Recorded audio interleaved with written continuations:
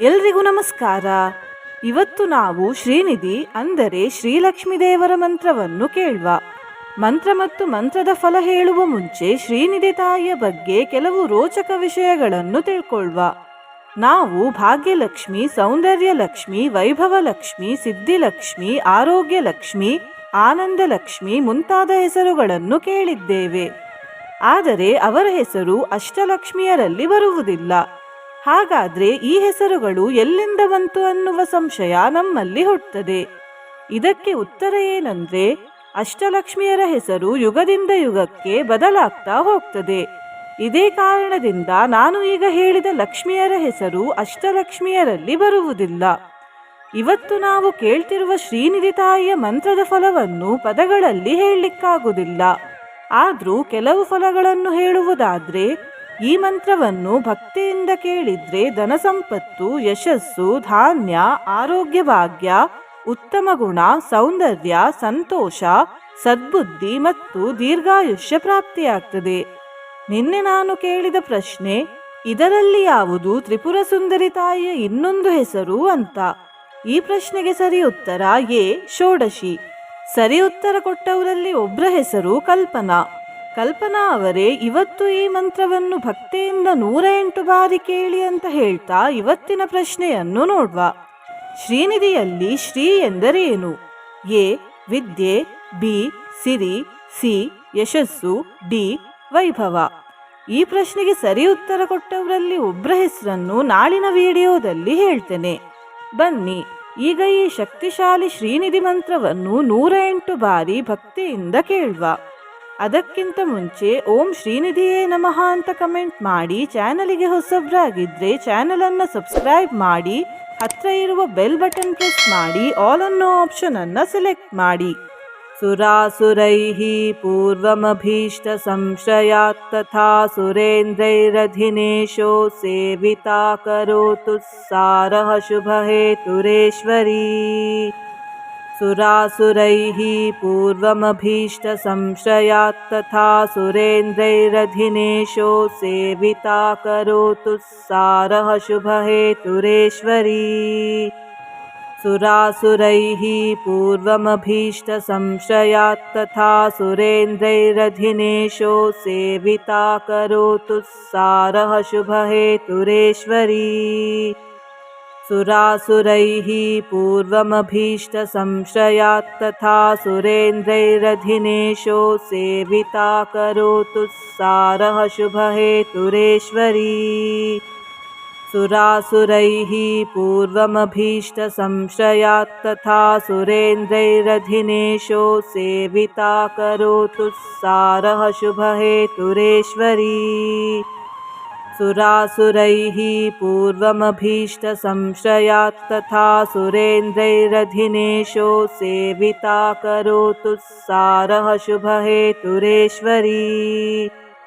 ಸುರಾಸುರೈಃ ಪೂರ್ವಮಭೀಷ್ಟ ಸಂಶಯಾತ್ ತಥಾ ಸುರೇಂದ್ರೈರಧಿನೇಶೋ ಸೇವಿತಾ ಕರೋತು ಸಾರಃ ಶುಭ ಹೇತುರೇಶ್ವರೀ. ಸುರಾಸುರೈಃ ಪೂರ್ವಮಭೀಷ್ಟ ಸಂಶಯಾತ್ ತಥಾ ಸುರೇಂದ್ರೈರಧಿನೇಶೋ ಸೇವಿತಾ ಕರೋತು ಸಾರಃ ಶುಭ ಹೇತುರೇಶ್ವರೀ. ಸುರಾಸುರೈಃ ಪೂರ್ವಮಭೀಷ್ಟ ಸಂಶಯಾತ್ ತಥಾ ಸುರೇಂದ್ರೈರಧಿನೇಶೋ ಸೇವಿತಾ ಕರೋತು ಸಾರಃ ಶುಭ ಹೇತುರೇಶ್ವರೀ. ಸುರಾಸುರೈಃ ಪೂರ್ವಮಭೀಷ್ಟ ಸಂಶಯಾತ್ ತಥಾ ಸುರೇಂದ್ರೈರಧಿನೇಶೋ ಸೇವಿತಾ ಕರೋತು ಸಾರಃ ಶುಭ ಹೇತುರೇಶ್ವರೀ. ಸುರಾಸುರೈಃ ಪೂರ್ವಮಭೀಷ್ಟ ಸಂಶಯಾತ್ ತಥಾ ಸುರೇಂದ್ರೈರಧಿನೇಶೋ ಸೇವಿತಾ ಕರೋತು ಸಾರಃ ಶುಭ ಹೇತುರೇಶ್ವರೀ.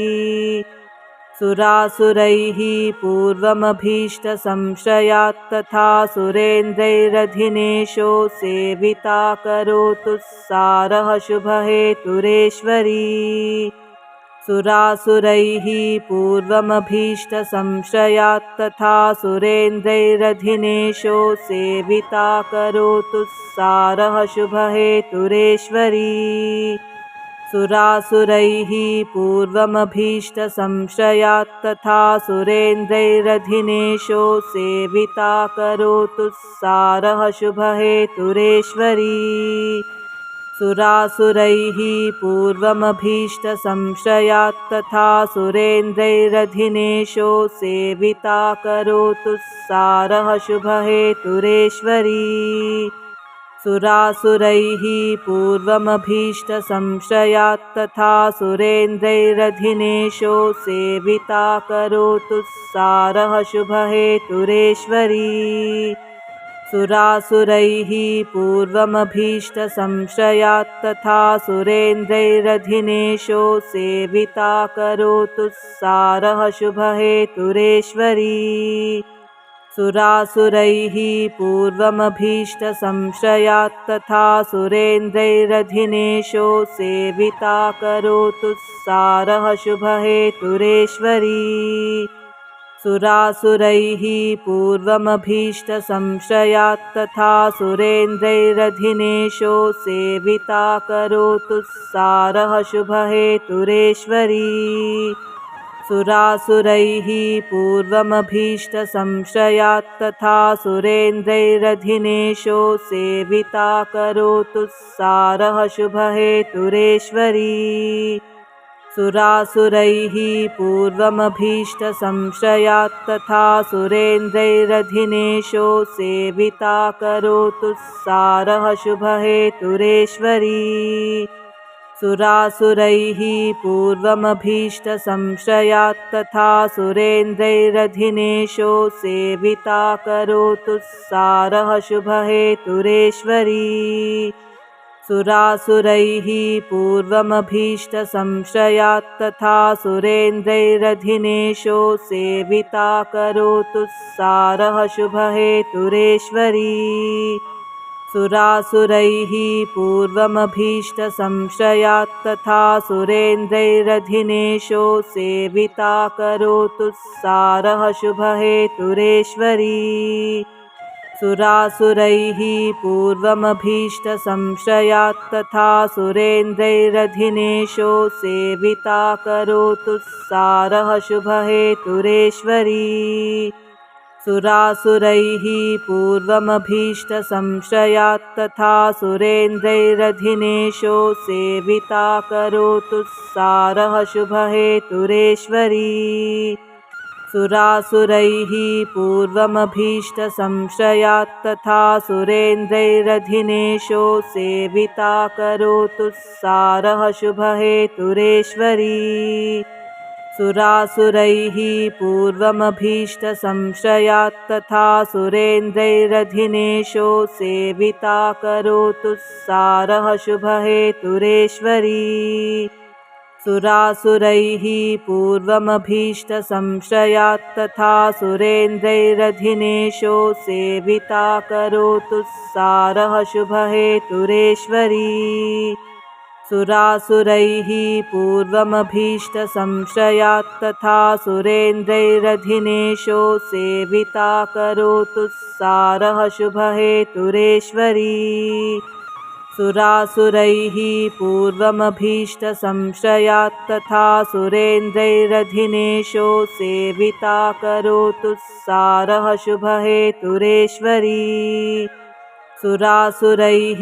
पूर्वमभीष्टसंशयात् तथा सुरेन्द्रैरधिनेशो सेविता करोतु सारः शुभहेतुरेश्वरी सुरासुरैः पूर्वमभीष्टसंशयात् तथा सुरेन्द्रैरधिनेशो सेविता करोतु सारः शुभहेतुरेश्वरी सुरासुरैः पूर्वमभीष्टसंशयात् तथा सुरेन्द्रैरधिनेशो सेविता करोतु सारः शुभहेतुरेश्वरी सुरासुरैः पूर्वमभीष्टसंशयात् तथा सुरेन्द्रैरधिनेशो सेविता करोतु सारः शुभहेतुरेश्वरी सुरासुरैः पूर्वमभीष्टसंशयात् तथा सुरेन्द्रैरधिनेशो सेविता करोतु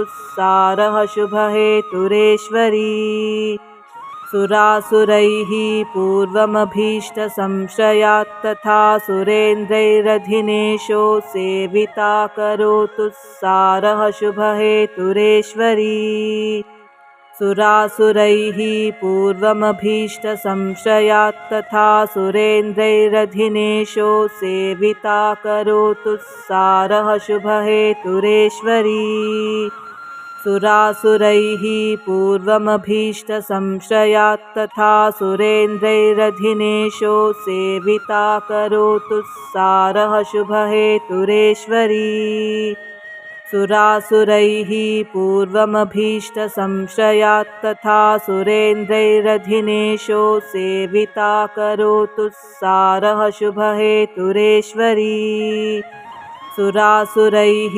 पूर्वमभीष्टसंशयात् तथा सुरेन्द्रैरधिनेशो सेविता करोतु सारः शुभहेतुरेश्वरी सुरासुरैः पूर्वमभीष्टसंशयात् तथा सुरेन्द्रैरधिनेशो सेविता करोतु सारः शुभहेतुरेश्वरी सुरासुरैः पूर्वमभीष्टसंशयात् तथा सुरेन्द्रैरधिनेशो सेविता करोतु सारः शुभहेतुरेश्वरी सुरासुरैः पूर्वमभीष्टसंशयात् तथा सुरेन्द्रैरधिनेशो सेविता करोतु सारः शुभहेतुरेश्वरी सुरासुरैः पूर्वमभीष्टसंशयात् तथा सुरेन्द्रैरधिनेशो सेविता करोतु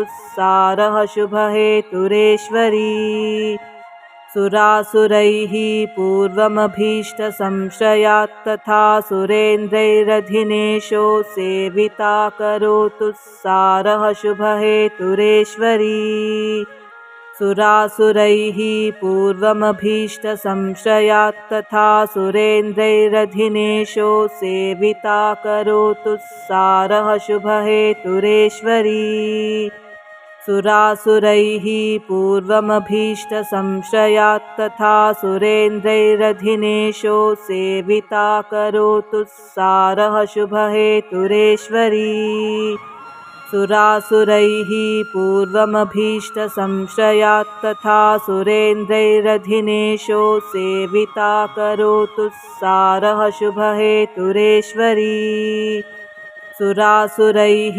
पूर्वमभीष्टसंशयात् तथा सुरेन्द्रैरधिनेशो सेविता करोतु सारः शुभहेतुरेश्वरी सुरासुरैः पूर्वमभीष्टसंशयात् तथा सुरेन्द्रैरधिनेशो सेविता करोतु सारः शुभहेतुरेश्वरी सुरासुरैः पूर्वमभीष्टसंशयात् तथा सुरेन्द्रैरधिनेशो सेविता करोतु सारः शुभहेतुरेश्वरी सुरासुरैः पूर्वमभीष्टसंशयात् तथा सुरेन्द्रैरधिनेशो सेविता करोतु सारः शुभहेतुरेश्वरी सुरासुरैः पूर्वमभीष्टसंशयात् तथा सुरेन्द्रैरधिनेशो सेविता करोतु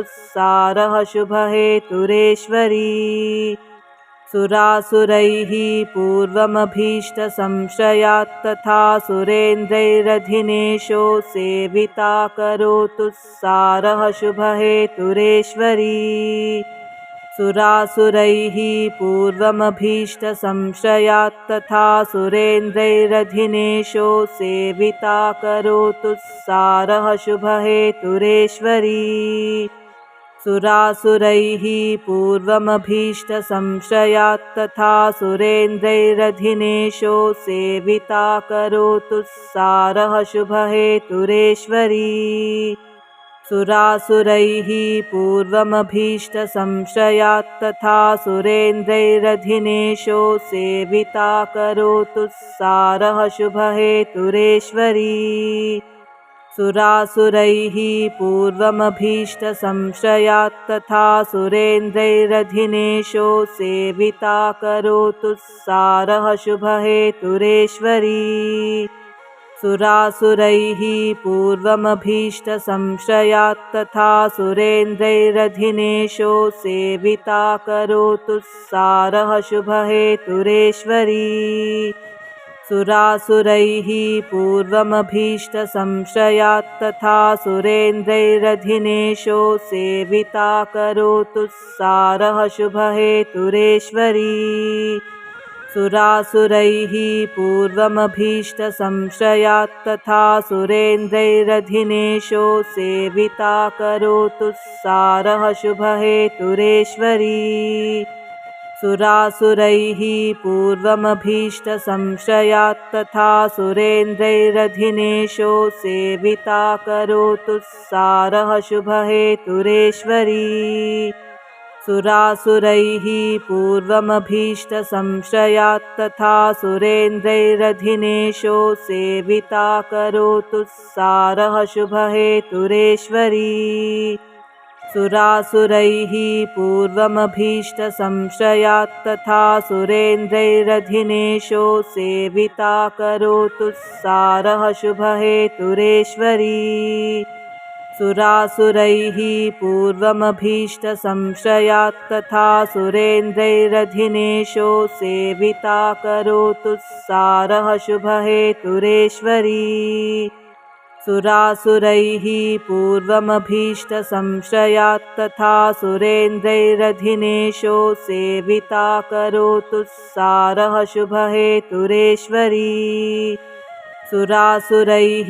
पूर्वमभीष्टसंशयात् तथा सुरेन्द्रैरधिनेशो सेविता करोतु सारः शुभहेतुरेश्वरी सुरासुरैः पूर्वमभीष्टसंशयात् तथा सुरेन्द्रैरधिनेशो सेविता करोतु सारः शुभहेतुरेश्वरी सुरासुरैः पूर्वमभीष्टसंशयात् तथा सुरेन्द्रैरधिनेशो सेविता करोतु सारः शुभहेतुरेश्वरी सुरासुरैः पूर्वमभीष्टसंशयात् तथा सुरेन्द्रैरधिनेशो सेविता करोतु सारः शुभहेतुरेश्वरी सुरासुरैः पूर्वमभीष्टसंशयात् तथा सुरेन्द्रैरधिनेशो सेविता करोतु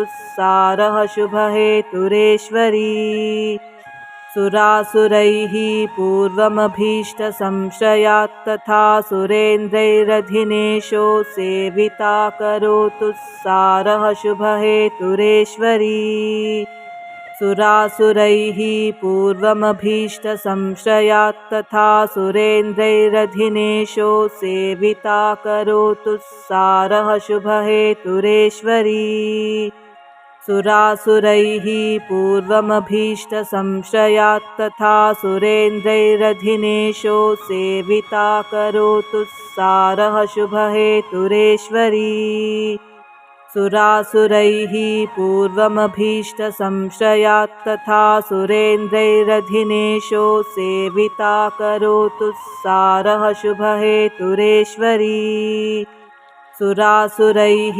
पूर्वमभीष्टसंशयात् तथा सुरेन्द्रैरधिनेशो सेविता करोतु सारः शुभहेतुरेश्वरी सुरासुरैः पूर्वमभीष्टसंशयात् तथा सुरेन्द्रैरधिनेशो सेविता करोतु सारः शुभहेतुरेश्वरी सुरासुरैः पूर्वमभीष्टसंशयात् तथा सुरेन्द्रैरधिनेशो सेविता करोतु सारः शुभहेतुरेश्वरी सुरासुरैः पूर्वमभीष्टसंशयात् तथा सुरेन्द्रैरधिनेशो सेविता करोतु सारः शुभहेतुरेश्वरी सुरासुरैः पूर्वमभीष्टसंशयात् तथा सुरेन्द्रैरधिनेशो सेविता करोतु